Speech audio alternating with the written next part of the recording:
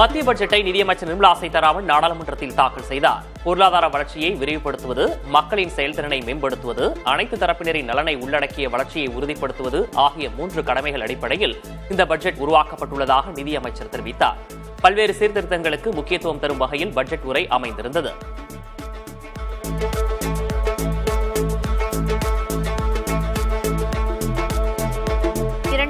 2026-27 நிதியாண்டிற்கான பட்ஜெட்டில் தனிநபர் வருமான வரியில் எந்த மாற்றமும் அறிவிக்கப்படவில்லை. இதன்படி நடப்பு நிதியாண்டில் உள்ள வரி நடைமுறையே வரும் நிதியாண்டிலும் தொடரவுள்ளது.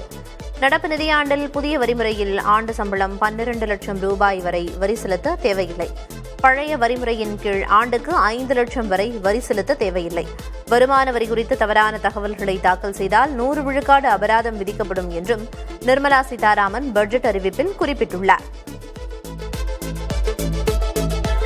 சட்டமன்ற தேர்தல் நடைபெறவுள்ள தமிழ்நாடு, கேரளா உள்ளிட்ட 4 மாநிலங்களில் அரிய வகை கனிம வழித்தடம் அமைக்கப்படும் என்று மத்திய நிதியமைச்சர் நிர்மலா சீதாராமன் அறிவித்துள்ளார்.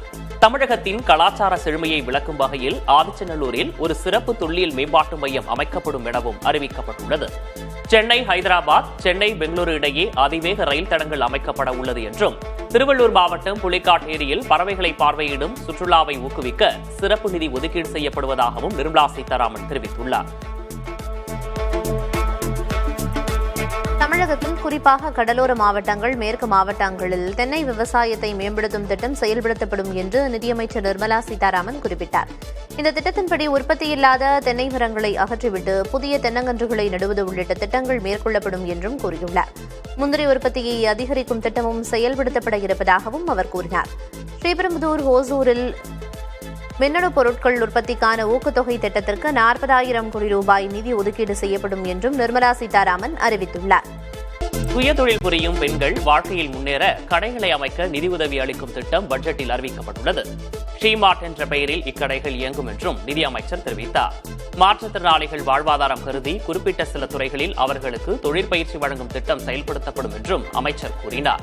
மாற்றுத்திறனாளிகளுக்கு செயற்கை உடல் உறுப்புகள் குறைந்த விலையில் எளிதாக கிடைப்பதற்காக அவற்றை உற்பத்தி செய்வதற்காக தனி நிறுவனம் அமைக்கப்படும் என கூறப்பட்டுள்ளது.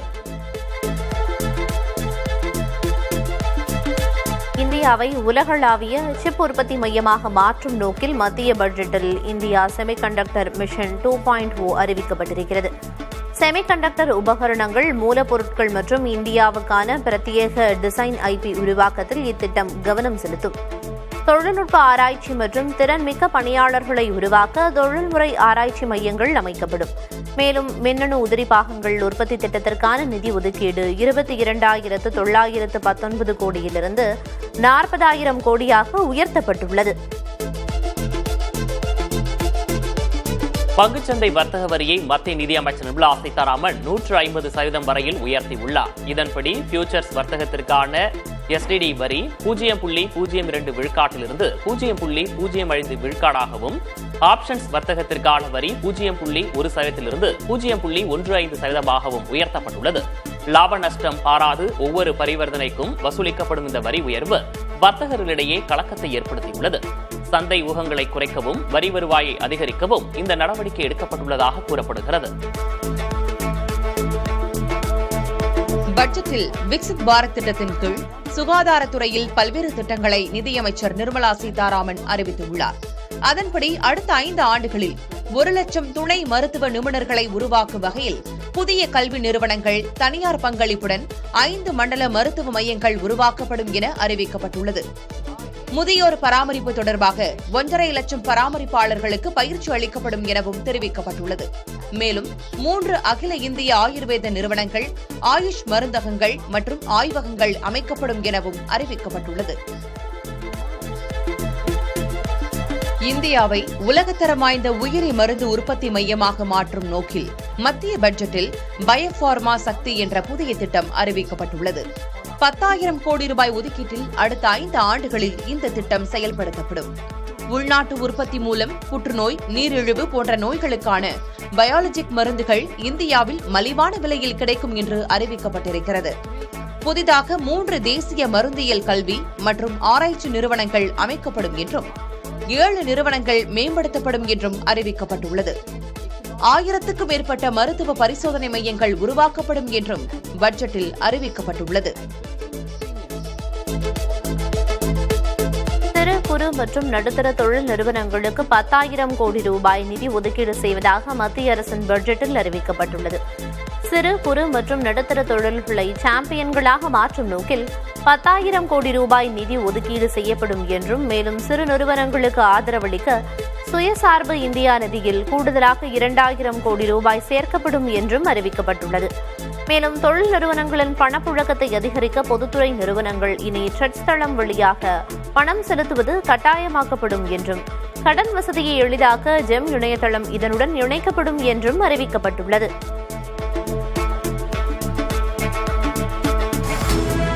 விவசாயிகளின் வருமானத்தை உயர்த்த சந்தனம், கோகோ, முந்திரி போன்ற உயர் மதிப்பு பயிர்களை சாகுபடி செய்ய சிறப்பு ஊக்குவிப்பு வழங்கப்படும் என்றும் பட்ஜெட்டில் அறிவிக்கப்பட்டுள்ளது.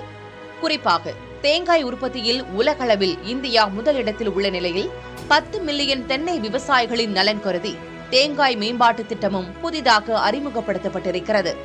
மேலும் வடகிழக்கு மாநிலங்களில் அகர் மரங்கள், மலைப்பகுதிகளில் பாதாம், வாதுமை பயிரிடும் விவசாயிகளுக்கும் தொழில்நுட்ப மற்றும் நிதி உதவிகள் வழங்கப்படும் என தெரிவிக்கப்பட்டுள்ளது.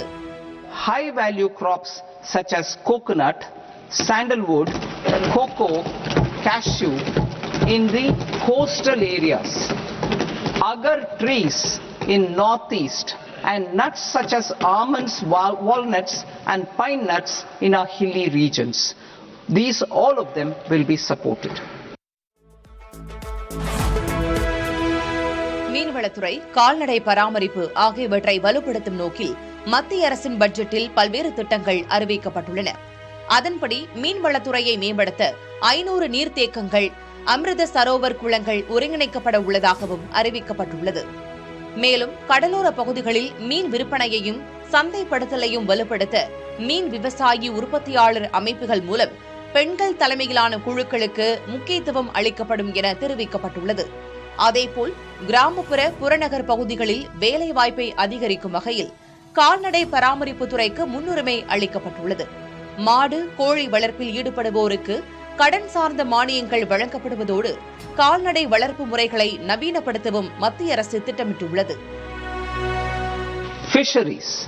We will undertake initiatives for integrated development of 500 reservoirs and Amrit Sarovars. 2. Strengthen the fisheries value chain in coastal areas and enable market linkages involving startups and women-led groups together with fish farmer producer organizations.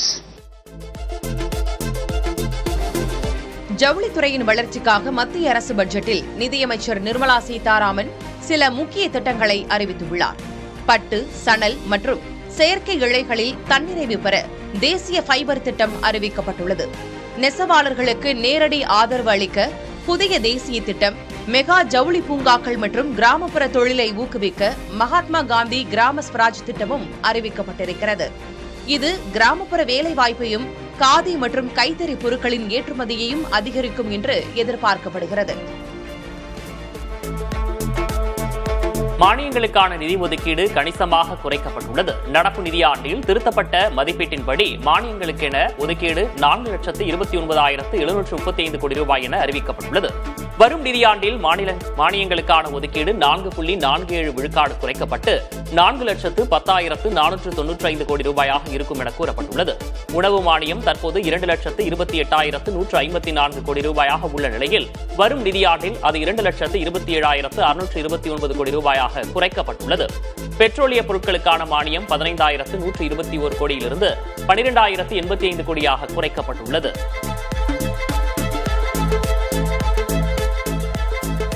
மத்திய அரசின் வரவுக்கும் செலவுக்கும் இடையிலான நிதி பற்றாக்குறை 4.3 விழுக்காடாக குறைக்கப்படும் என நிதியமைச்சர் நிர்மலா சீதாராமன் தெரிவித்துள்ளார். நாட்டின் நிதிநிலை குறித்து பட்ஜெட்டில் விரிவான அறிவிப்புகள் வெளியிடப்பட்டன. இதன்படி நாட்டின் ஒட்டுமொத்த பொருளாதார மதிப்பில் கடனின் அளவு வரும் நிதியாண்டில் 55.6 விழுக்காடாக குறைக்கப்படும் என தெரிவிக்கப்பட்டுள்ளது. இந்த அளவு இன்னும் 4 ஆண்டுகளில் 50 அல்லது 51 விழுக்காடாக குறைக்கப்படும் என கூறப்பட்டுள்ளது. நிதி பற்றாக்குறை கடந்த சில ஆண்டுகளில் படிப்படியாக குறைக்கப்பட்டு வருவதாகவும் வரும் ஆண்டில் இது 4.3 விழுக்காடாக குறைக்கப்படும் என்றும் அமைச்சர் தெரிவித்தார். மத்திய பட்ஜெட்டை வாசிக்க நிதியமைச்சர் நிர்மலா சீதாராமன் 85 நிமிடங்கள் எடுத்துக்கொண்டார். மத்திய நிதியமைச்சர் நிர்மலா சீதாராமன் இதுவரை 9 பட்ஜெட்டுகளை தாக்கல் செய்துள்ளார். 2019ஆம் ஆண்டு நிர்மலா சீதாராமன் வாசித்த பட்ஜெட் 135 நிமிடங்கள் எடுத்துக்கொண்டது. 2020ஆம் ஆண்டு பட்ஜெட்டை வாசிக்க நிர்மலா சீதாராமனுக்கு எடுத்துக்கொண்ட நேரம் 162 நிமிடங்கள் ஆகும். இதுவே அவர் வாசித்த பட்ஜெட்டுகளில் அதிக நேரம் எடுத்துக்கொண்ட பட்ஜெட். இதனைத் தொடர்ந்து 2025ஆம் ஆண்டு பட்ஜெட்டை வாசிக்க நிர்மலா சீதாராமன் 74 நிமிடங்கள் எடுத்துக்கொண்டார். தற்போது வாசித்திருக்கும் பட்ஜெட்டுக்கு நிர்மலா சீதாராமன் 85 நிமிடங்கள் எடுத்துக்கொண்டார். 140 கோடி மக்களின் விருப்பங்களை நிறைவேற்றும் வகையில் மத்திய பட்ஜெட் அமைந்திருப்பதாகவும் இது வரலாற்று சிறப்புமிக்கது என்றும் பிரதமர் மோடி புகழாரம் சூட்டியுள்ளார்.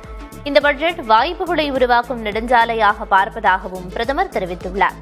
2047 வளர்ச்சியடைந்த இந்தியாவை நோக்கிய பயணத்திற்கு உந்து சக்தி இந்த பட்ஜெட் என்றும் பிரதமர் கூறியுள்ளார்.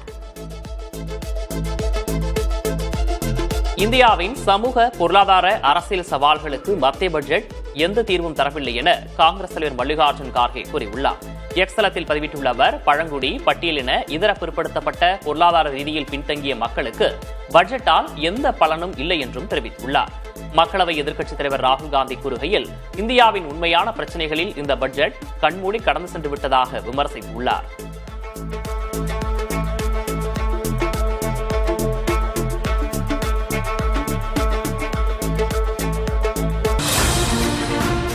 மத்திய அரசின் நிதிநிலை அறிக்கை வழக்கத்தை விட பெரும் ஏமாற்றத்தை வழங்கியிருப்பதாக முதல்வர் மு.க. ஸ்டாலின் தெரிவித்துள்ளார். இது தொடர்பாக அவர் வெளியிட்டுள்ள அறிக்கையில், தேர்தல் நெருங்கி வரும் வேளையில் இந்த ஆண்டாவது மத்திய அரசின் கண்களுக்கு தமிழ்நாடு தெரியும் என்றும் அவர்களது காதுகளில் நமது உரிமை குரல் விழும் என்றும் எதிர்பார்த்திருந்ததாகவும், ஆனால் எதிர்பார்ப்பை பொய்க்கச் செய்து ஏமாற்றத்தை வழங்கியிருப்பதாகவும் தெரிவித்துள்ளார். மொத்த வரி வருவாயில் மாநிலங்களுக்கு பகிர்ந்தளிக்கப்படும் பங்கு 50 விழுக்காடாக உயர்த்தப்பட வேண்டும் என தமிழ்நாடு உள்ளிட்ட பல்வேறு மாநிலங்களின் கோரிக்கை இம்முறையும் புறக்கணிக்கப்பட்டிருப்பதாக வேதனை தெரிவித்துள்ளார். மாநிலங்களுக்கான வரிப்பகிர்வு தொடர்ந்து 41 விழுக்காடு என்ற அளவிலேயே தொடரும் என்று அறிவிக்கப்பட்டிருப்பது மிகுந்த ஏமாற்றத்தையே தருவதாக குறிப்பிட்டுள்ளார். தமிழ்நாட்டிற்கு புதிய திட்டங்கள் ஏதும் அறிவிக்கப்படவில்லை என்றும், தொடர்ந்து மாற்றாந்தாய் மனப்பான்மையுடன் தமிழ்நாட்டை மத்திய அரசு நடத்தி வருவது வெட்ட வெளிச்சமாகியிருப்பதாகவும் அவர் தெரிவித்துள்ளார். வழக்கமாக நிதிநிலை அறிக்கையில் இடம்பெறும் திருக்குறளும் இந்த முறை இடம்பெறவில்லை எனவும் முதல்வர் மு.க. ஸ்டாலின் தெரிவித்துள்ளார். மத்திய நிதியமைச்சர் நிர்மலா சீதாராமன் தாக்கல் செய்த நிதிநிலை அறிக்கையை அதிமுக பொதுச் செயலர் எடப்பாடி கே. பழனிசாமி வரவேற்று பாராட்டியுள்ளார். உலகளாவிய பதற்றங்களுக்கு இடையிலும் நாட்டின் பொருளாதார வளர்ச்சி 7.2 விழுக்காடு வரை உயரும் என மதிப்பிடப்பட்டிருப்பது நாட்டின் வலுவான நிலையை காட்டுவதாக அவர் குறிப்பிட்டுள்ளார். பொருளாதார உற்பத்தி மதிப்பில் கடன் அளவை குறைக்க எடுத்துள்ள முயற்சிகள் வரவேற்கத்தக்கது என்றும், இது வருங்கால பொருளாதார வளர்ச்சியை மேலும் வலுப்படுத்தும் எனவும் அவர் குறிப்பிட்டுள்ளார். ஜவுளி பூங்காக்கள் மற்றும் உயிரி மருத்துவ பூங்காக்கள் போன்ற திட்டங்கள் திருப்பூர், கரூர் உள்ளிட்ட தமிழக பகுதிகளுக்கு பெரும் பயனளிக்கும் என்றும் எடப்பாடி கே. பழனிசாமி நம்பிக்கை தெரிவித்துள்ளார். குறிப்பாக சிறு மற்றும் குறு தொழில் வளர்ச்சிக்கு ஒதுக்கப்பட்டுள்ள 10,000 கோடி ரூபாய் நிதி ஆதாரங்கள் தமிழக தொழில் முனைவோரின் வளர்ச்சிக்கு முக்கிய ஊக்கமாக அமையும் எனவும் அவர் தெரிவித்துள்ளார். தமிழ்நாட்டு மக்களுக்கு மத்திய பட்ஜெட் மூலம் ஏமாற்றம் மட்டுமே கிடைத்திருப்பதாக தமிழக நிதியமைச்சர் தங்கம் தென்னரசு விமர்சித்துள்ளார். இது தொடர்பாக சமூக வலைதள பக்கத்தில் தெரிவித்துள்ள அவர், தமிழ்நாட்டின் அடிப்படை வளர்ச்சிக்கான தேவைகள், வேலைவாய்ப்பு உருவாக்கம், கல்வி மற்றும் சுகாதாரம் போன்ற முக்கிய துறைகளுக்கான அறிவிப்புகள் பட்ஜெட்டில் முற்றிலும் புறக்கணிக்கப்பட்டிருப்பதாக குறிப்பிட்டுள்ளார்.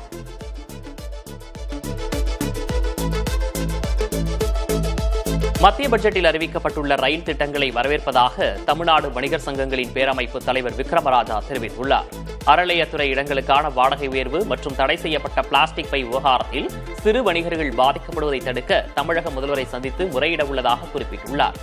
அமெரிக்க அதிபர் டிரம்பின் வர்த்தக போரை எதிர்கொள்ள இந்திய மக்கள் அனைவரும் உள்நாட்டு பொருட்களை வாங்கி உள்நாட்டு உற்பத்தியை பெருக்க வேண்டும் என்று விக்ரமராஜா வேண்டுகோள் விடுத்துள்ளார்.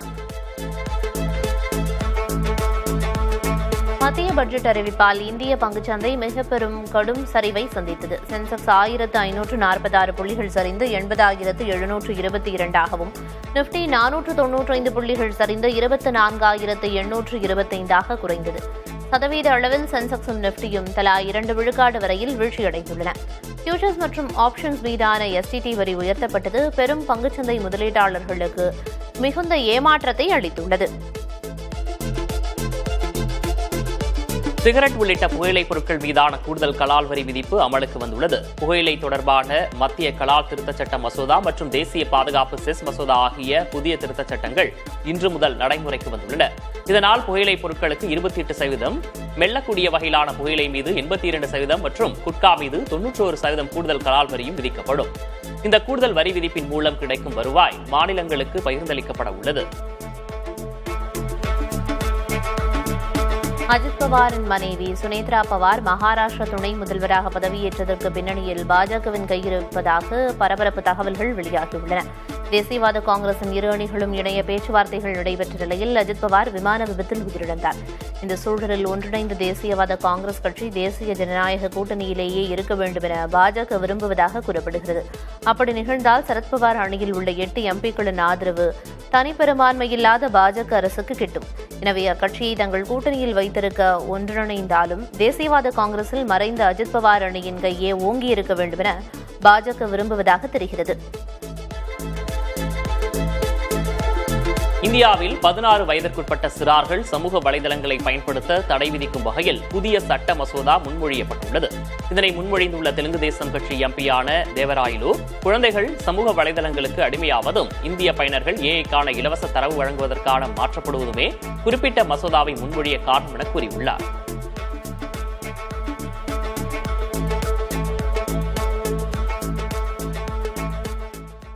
மீன்வளத்துறை, கால்நடை பராமரிப்பு ஆகியவற்றை வலுப்படுத்தும் நோக்கில் மத்திய அரசின் பட்ஜெட்டில் பல்வேறு திட்டங்கள் அறிவிக்கப்பட்டுள்ளன. அதன்படி மீன்வளத்துறையை மேம்படுத்த 500 நீர்த்தேக்கங்கள், அமிர்த சரோவர் குளங்கள் ஒருங்கிணைக்கப்பட உள்ளதாகவும் அறிவிக்கப்பட்டுள்ளது. மேலும் கடலோர பகுதிகளில் மீன் விற்பனையையும் சந்தைப்படுத்தலையும் வலுப்படுத்த மீன் விவசாயி உற்பத்தியாளர் அமைப்புகள் மூலம் பெண்கள் தலைமையிலான குழுக்களுக்கு முக்கியத்துவம் அளிக்கப்படும் என தெரிவிக்கப்பட்டுள்ளது. அதேபோல் கிராமப்புற புறநகர் பகுதிகளில் வேலைவாய்ப்பை அதிகரிக்கும் வகையில் கால்நடை பராமரிப்பு துறைக்கு முன்னுரிமை அளிக்கப்பட்டுள்ளது. மாடு, கோழி வளர்ப்பில் ஈடுபடுவோருக்கு கடன் சார்ந்த மானியங்கள் வழங்கப்படுவதோடு கால்நடை வளர்ப்பு முறைகளை நவீனப்படுத்தவும் மத்திய அரசு திட்டமிட்டுள்ளது. Fisheries. We will undertake initiatives for integrated development of 500 reservoirs and Amrit Sarovars. 2. Strengthen the fisheries value chain in coastal areas and enable market linkages involving startups and women-led groups together with fish farmer producer organizations. சுயதொழில் புரியும் பெண்கள் வாழ்க்கையில் முன்னேற கடைகளை அமைக்க நிதியுதவி அளிக்கும் திட்டம் பட்ஜெட்டில் அறிவிக்கப்பட்டுள்ளது. ஷீமார்ட் என்ற பெயரில் இக்கடைகள் இயங்கும் என்றும் நிதியமைச்சர் தெரிவித்தார். மாற்றுத்திறனாளிகள் வாழ்வாதாரம் கருதி குறிப்பிட்ட சில துறைகளில் அவர்களுக்கு தொழிற்பயிற்சி வழங்கும் திட்டம் செயல்படுத்தப்படும் என்றும் அமைச்சர் கூறினார். மாற்றுத்திறனாளிகளுக்கு செயற்கை உடல் உறுப்புகள் குறைந்த விலையில் எளிதாக கிடைப்பதற்காக அவற்றை உற்பத்தி செய்வதற்காக தனி நிறுவனம் அமைக்கப்படும் என கூறப்பட்டுள்ளது.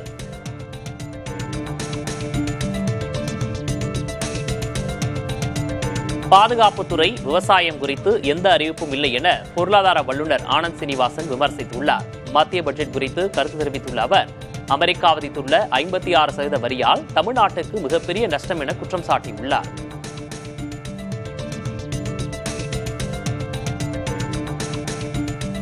டிஃபென்ஸ்னு ஒரு வார்த்தை பேசல.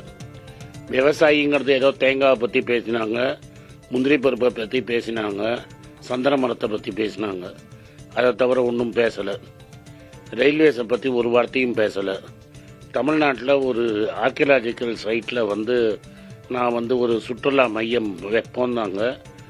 சென்னைக்கு ஒரு ஹை ஸ்பீட் நெட்வொர்க் வரும்னாங்க. அவருக்கும் ட்ரம்ப்புக்கும் இருக்கிற ஒரு பர்சனல் டிஃப்ரென்ஸ் ஆஃப் ஒப்பீனியனில் இன்னைக்கு நம்ம மேலே ஒரு 56% டேக்ஸ் போட்டிருக்காங்க. இதனால தமிழ்நாட்டில் பெரிய நஷ்டம். அதனால இந்த பட்ஜெட்டில் ஒன்றும் கிடையாது.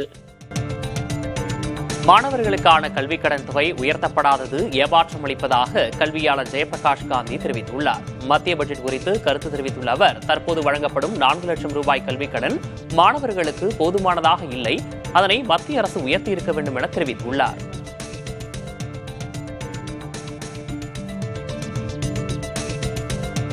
கல்வி கடன் இது நாங்கள் 2-3 வருஷமா கேட்டுட்டு இருக்கோம்.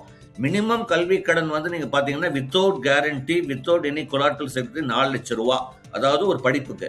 நீங்க பாத்தீங்கன்னா 2-3 வருஷமா இந்த இன்ஃப்ளேஷன்னால வந்து ஃபீஸ் ஜாஸ்தி ஆயிடுச்சு. ஒரு மாணவனால ஒரு ப்ரொஃபஷனல் கோர்ஸ் ஒரு 4 வருஷத்துல 4 லட்சத்துக்குள்ளார முடிக்க முடியாது. ஹாஸ்டலே வந்து 1 லட்சம் ரூபாய்க்கு மேல ஆயிடுது இன்னைக்கு. மத்திய அரசு பட்ஜெட்டில் ரயில்வே துறையை பொறுத்தவரை தமிழ்நாட்டு சாதாரண மக்களுக்கு ஏமாற்றமே என்று ரயில்வே துறையைச் சேர்ந்த மனோகரன் கூறுகிறார். புதிய ரயில்கள் வந்து இயக்கணும்னு பரவலாக தமிழகம் முழுவதும் கோரிக்கைகள் இருக்கு. நிறைய ரயில்கள் தேவைகள் இருக்கு. ஆண்டுக்கு 51 கோடி பயணிகள் எண்ணிக்கை அதிகரிச்சிட்டு இருக்குது. அதனால் அதிகமான ரயில்கள் இயக்கணும், அதற்கான பெட்டிகள் தயாரிப்புகளை கவனம் செலுத்தணும். இதெல்லாம் இப்போ பட்ஜெட்டில் இடம்பெறலை. சாமானியர்களுக்கு ஒரு தேவை இந்த பட்ஜெட்டில் ஈடறலை. ஒரு பட்ஜெட் புல்லட் ட்ரெயின் என்பதெல்லாம் பணக்காரர்களுக்கும் வசதி படைத்தவர்களுக்குமான ஒரு போக்குவரத்து, அதில் தான் வந்து கவனம் செலுத்தப்பட்டிருக்கிறது. பெரும்பகுதி இந்தியர்களுக்கும் விவசாயிகளுக்கும் இந்த பட்ஜெட்டில் ஏதும் இல்லை என்று பொருளாதார நிபுணர் வெங்கடேஷ் ஆத்திரியா கூறியுள்ளார்.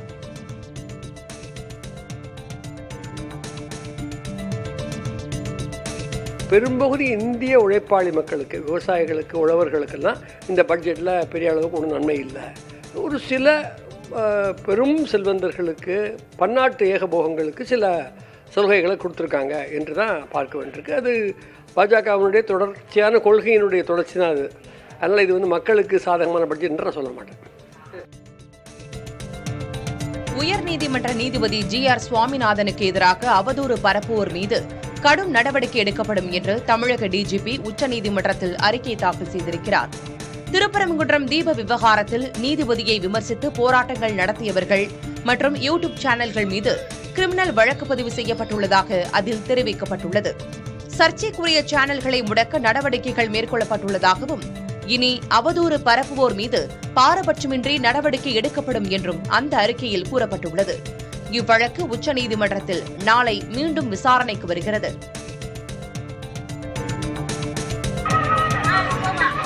தைப்பூசத்தை முன்னிட்டு தமிழ்நாடு முழுவதும் முருகன் கோயில்களில் திரளான பக்தர்கள் சாமி தரிசனம் செய்தனர். திருச்சி குமாரவயலூர் கிராமத்தில் உள்ள சுப்பிரமணிய சுவாமி கோயிலில் பால்குடம் மற்றும் காவடி எடுத்தும் அலகு குத்தியும் பக்தர்கள் நேர்த்திக்கடன் செலுத்தினர். திருவள்ளூர் மாவட்டத்தில் உள்ள புகழ்பெற்ற சிறுவாபுரி முருகன் கோயிலில் பக்தர்கள் 2 கிலோமீட்டர் தூரத்திற்கு மேல் வரிசையில் காத்திருந்து சாமி தரிசனம் செய்தனர்.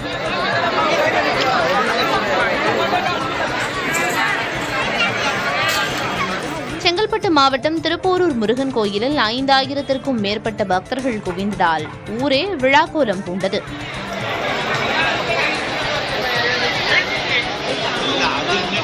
திருத்தணி முருகன் கோயிலில் தைப்பூசத்தை முன்னிட்டு கூடிய பல்லாயிரக்கணக்கான பக்தர்கள் சுமார் 6 மணி நேரத்திற்கு மேல் வரிசையில் காத்திருந்து சாமி தரிசனம் செய்தனர்.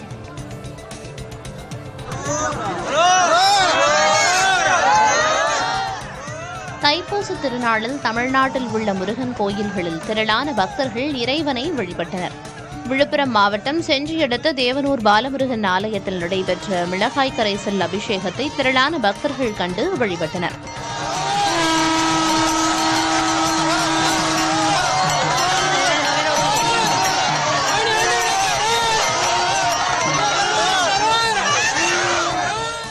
இதேபோல் மயிலம் முருகப்பெருமான் கோயிலில் 1008 சங்காபிஷேகம் நடத்தப்பட்டு மூலவருக்கு தங்க கவசம் அணிவிக்கப்பட்டது.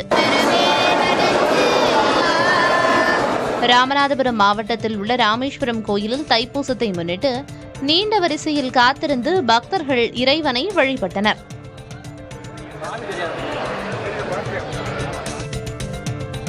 மதுரை மீனாட்சியம்மன் சுந்தரேஸ்வரர் கோயிலில் தெப்பத் திருவிழா கோலாகலமாக நடைபெற்றது. கடந்த 21ஆம் தேதி கொடியேற்றத்துடன் தொடங்கிய இவ்விழாவில் நாள்தோறும் சுவாமியும் அம்மனும் பல்வேறு வாகனங்களில் வீதி உலா வந்தனர். விழாவின் சிகர நிகழ்வில் பஞ்சமூர்த்திகளுடன் சுவாமியும் அம்மனும் வண்டியூர் மாரியம்மன் தெப்பக்குளத்திற்கு எழுந்துள்ளனர். அங்கு அலங்கரிக்கப்பட்ட தெப்பத்தில் அமர்ந்து நீர் நிரம்பிய குளத்தில் 2 முறை வலம் வந்து பக்தர்களுக்கு அருள் பாலித்தனர். ஆயிரக்கணக்கான பக்தர்கள் தரிசனம் செய்தனர்.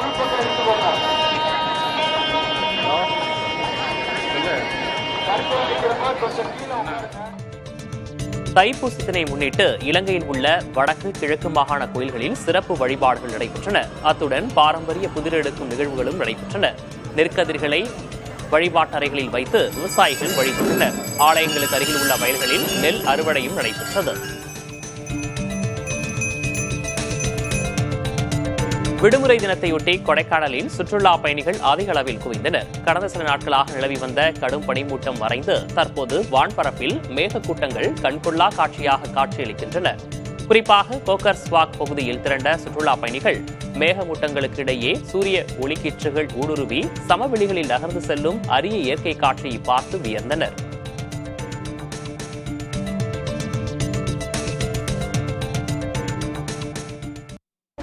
கடந்த ஆண்டு ஜனவரி மாதத்துடன் ஒப்பிடுகையில் இந்த ஆண்டின் நிலத்தடி நீர்மட்டம் 35 மாவட்டங்களில் சரிந்திருப்பதாக தமிழக நீர்வள ஆதாரத்துறை தெரிவித்துள்ளது.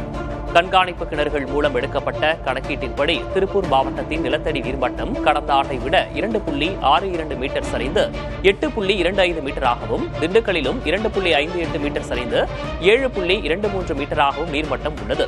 திருநெல்வேலி, தென்காசி, வேலூர் ஆகிய 3 மாவட்டங்களில் மட்டும் நிலத்தடி நீர்மட்டம் உயர்ந்துள்ளது என்பது குறிப்பிடத்தக்கது. தமிழகத்தின் பல பகுதிகளில் பருவமழை பெய்தாலும் நீர்நிலைகளை தூர்வாரி பராமரிக்காததால் நிலத்தடி நீர்மட்டம் சரிந்து கோடையில் தண்ணீர் தட்டுப்பாடு ஏற்படும் சூழல் உருவாகியுள்ளது.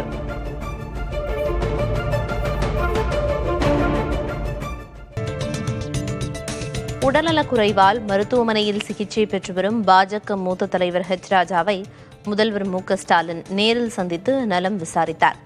திடீரென பக்கவாதத்தால் பாதிக்கப்பட்ட ஹெச் ராஜா சென்னை அப்போலோ மருத்துவமனையில் அனுமதிக்கப்பட்டுள்ளார். மருத்துவர்களின் தீவிர கண்காணிப்பில் உள்ள ஹெச் ராஜாவை முதல்வர் மு.க.ஸ்டாலின், துணை முதல்வர் உதயநிதி ஸ்டாலின் ஆகியோர் நேரில் சந்தித்து நலம் விசாரித்தனர். அவரது உடல்நிலை குறித்து மருத்துவர்களிடமும் கேட்டறிந்தனர். ஹெச் ராஜாவுக்கு உயர்தர சிகிச்சை அளிக்கப்படுவதை உறுதி செய்யுமாறு மருத்துவர்களுக்கு முதல்வர் மு.க.ஸ்டாலின் அறிவுறுத்தியதாக தகவல் வெளியாகியுள்ளது.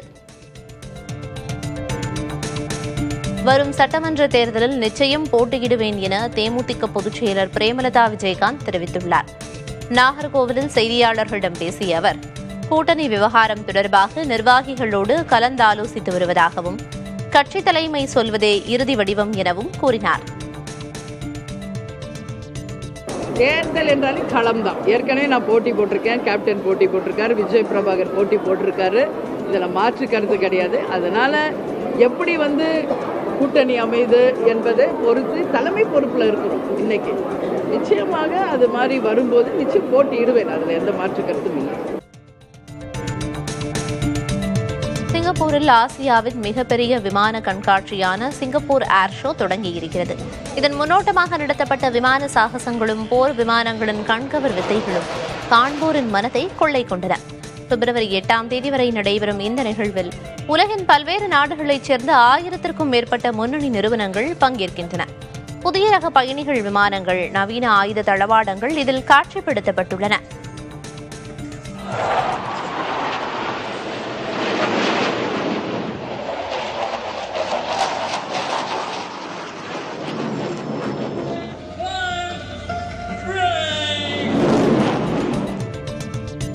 தமிழக அரசின் பொங்கல் பரிசு தொகுப்பை சுமார் 6 லட்சம் குடும்ப அட்டைதாரர்கள் வாங்க ஆர்வம் காட்டவில்லை என தகவல் வெளியாகியுள்ளது. ஜனவரி 8 முதல் 14ஆம் தேதி வரை வழங்கப்பட்ட இந்த தொகுப்பில் 3000 ரூபாய் ரொக்கம் உட்பட மளிகைப் பொருட்கள் இடம்பெற்றிருந்த நிலையில் கால நீட்டிப்புக்கு பிறகும் மொத்தம் 2.16 கோடி பேர் மட்டுமே பொங்கல் பரிசை பெற்றதாக கூறப்படுகிறது. நேற்றுடன் விநியோக பணிகள் முடிவடைந்திருக்கும் நிலையில் சுமார் 6 லட்சம் குடும்பங்கள் தகுதியிருந்தும் இந்த அரசின் சலுகையை பயன்படுத்திக் கொள்ளவில்லை என தகவல் வெளியாகியுள்ளது. வணிக பயன்பாட்டிற்கான சிலிண்டர் விலை மீண்டும் உயர்ந்திருக்கிறது. 19 கிலோ எடை கொண்ட வணிக சிலிண்டர் விலை இந்த மாதம் 50 ரூபாய் உயர்த்தப்பட்டு தற்போது 1899 ரூபாய் 50 காசுகளுக்கு விற்கப்படுகிறது. கடந்த மாதம் 110 ரூபாய் விலை உயர்ந்த நிலையில் 2 மாதங்களில் மட்டும் மொத்தமாக 160 ரூபாய் விலை அதிகரித்துள்ளது. இது சிறு தொழில் முனைவோரிடையே கவலையை ஏற்படுத்தியுள்ளது. அதே சமயம் வீட்டு உபயோக சிலிண்டர் விலையில் எந்த மாற்றமும் இன்றி 868 ரூபாய் 50 காசுகளாகவே நீடிக்கிறது. மதுரை மீனாட்சியம்மன் சுந்தரேஸ்வரர் கோயிலில் தெப்பத் திருவிழா கோலாகலமாக நடைபெற்றது. கடந்த 21ஆம் தேதி கொடியேற்றத்துடன் தொடங்கிய இவ்விழாவில் நாள்தோறும் சுவாமியும் அம்மனும் பல்வேறு வாகனங்களில் வீதி உலா வந்தனர். விழாவின் சிகர நிகழ்வில் பஞ்சமூர்த்திகளுடன் சுவாமியும் அம்மனும் வண்டியூர் மாரியம்மன் தெப்பக்குளத்திற்கு எழுந்தருளினர். அங்கு அலங்கரிக்கப்பட்ட தெப்பத்தில் அமர்ந்து நீர் நிரம்பிய குளத்தில் 2 முறை வலம் வந்து பக்தர்களுக்கு அருள் பாலித்தனர். ஆயிரக்கணக்கான பக்தர்கள் தரிசனம் செய்தனர்.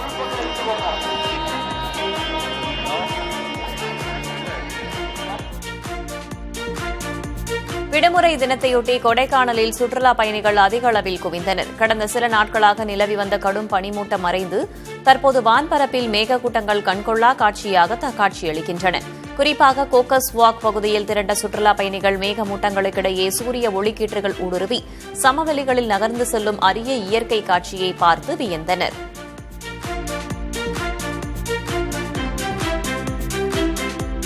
தைப்பூச திருவிழாவையொட்டி சென்னை காசிமேடு மீன் சந்தை களை இழந்து காணப்பட்டது. தைப்பூச திருவிழா தமிழகம் முழுவதும் சிறப்பாக கொண்டாடப்பட்டு வருகிறது. இதனால் காசிமேடு மீன் சந்தை மக்கள் கூட்டமின்றி வெறிச்சோடி காணப்பட்டது. மீன்கள் கடந்த வாரத்தை விட சற்று விலை குறைந்து விற்கப்பட்டன. வஞ்சிரம் மீன் கிலோ 1250 ரூபாய்க்கும், நண்டு கிலோ 450 ரூபாய்க்கும், இறால் கிலோ 480 ரூபாய்க்கும் விற்கப்பட்டது.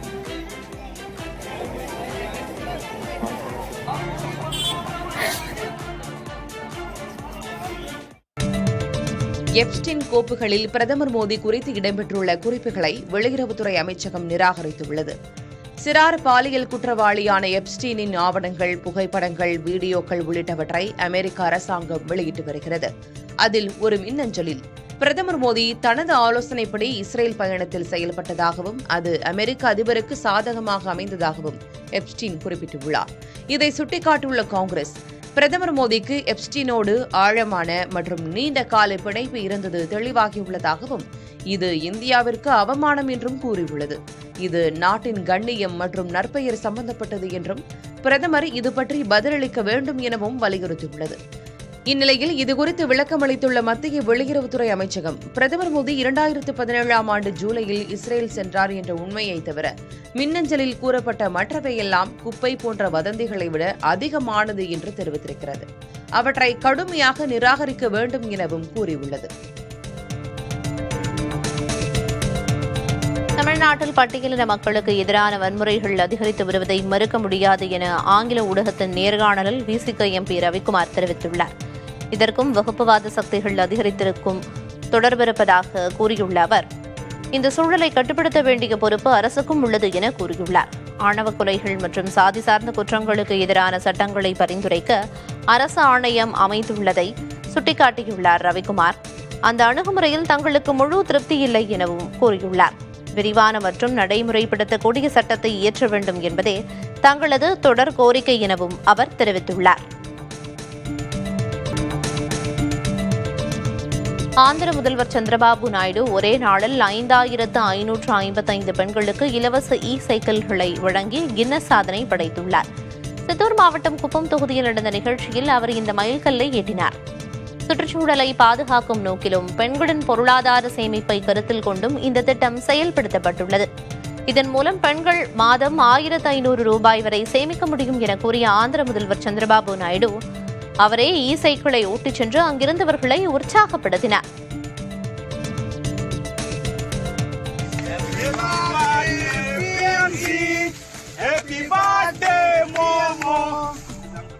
அசாமைச் சேர்ந்த பிபின் காஷ்யப் என்பவர்தான் சிறு வயதிலிருந்து செல்லமாக வளர்த்த யானையின் குட்டிக்கு கேக் வெட்டி பிறந்தநாள் கொண்டாடிய காட்சி இணையத்தில் வைரலாகிறது. பிபினுக்கு 16 வயது இருக்கையில் அவரது வீட்டினருகே பாதுகாப்புக்காக ஒதுங்கிய கர்ப்பம் தரித்த யானைக்கு ஆதரவு கொடுத்து வளர்க்க தொடங்கினார். தெவிலால் என்ற அந்த யானைக்கு பழங்கள் அளிப்பது, யானையுடன் ஊர் சுற்றுவது என அந்த யானையை பிபின் தனது குடும்பத்தின் ஒரு உறுப்பினராகவே மாறத் தொடங்கினார்.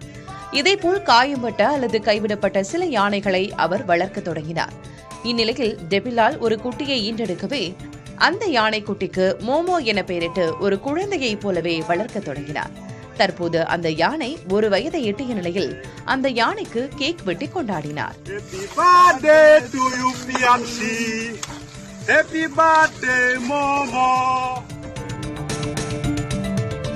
முக்கிய சந்தைகளில் இறக்குமதி வரி உயர்வால் இந்திய வாகன உற்பத்தி நிறுவனங்கள் பாதிப்பை சந்தித்து வருகின்றன. இந்திய கார்கள் மீதான வரியை 50 விழுக்காடு வரை மெக்சிகோ உயர்த்தியுள்ளது. இதனால் $1 பில்லியன் மதிப்பிலான ஏற்றுமதி பாதிக்கப்படும் சூழல் உருவாகியுள்ளது. இதேபோல் தென்னாப்பிரிக்காவும் வரி உயர்வை பரிசீலிப்பதால் மாருதி, டாடா மற்றும் மஹிந்திரா போன்ற நிறுவனங்கள் கவலையடைந்துள்ளன.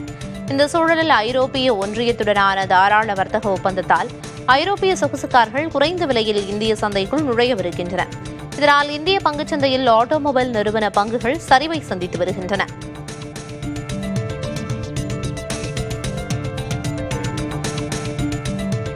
வாட்ஸ்அப் தனது பயனர்களின் குறுஞ்செய்திகளை ரகசியமாக அனுப்புவதாக கூறி கலிபோர்னியாவின் வடக்கு மாவட்ட நீதிமன்றத்தில் வழக்கு தொடரப்பட்டுள்ளது. அதில் எண்ட்-டு-எண்ட் என்கிரிப்ஷன் என்பது ஏமாற்று வேலை எனவும், மெட்டாவால் யாருடைய குறுஞ்செய்தியையும் படிக்க முடியும் எனவும் கூறப்பட்டுள்ளது. இது அமெரிக்க சட்ட விதிகளுக்கு முரணானது எனவும் தெரிவிக்கப்பட்டுள்ளது. வழக்கு தொடர்பாக விளக்கமளித்துள்ள மெட்டா நிறுவனம் தங்களுக்கு எதிரான குற்றச்சாட்டுகள் ஆதாரமற்றவை என தெரிவித்துள்ளது.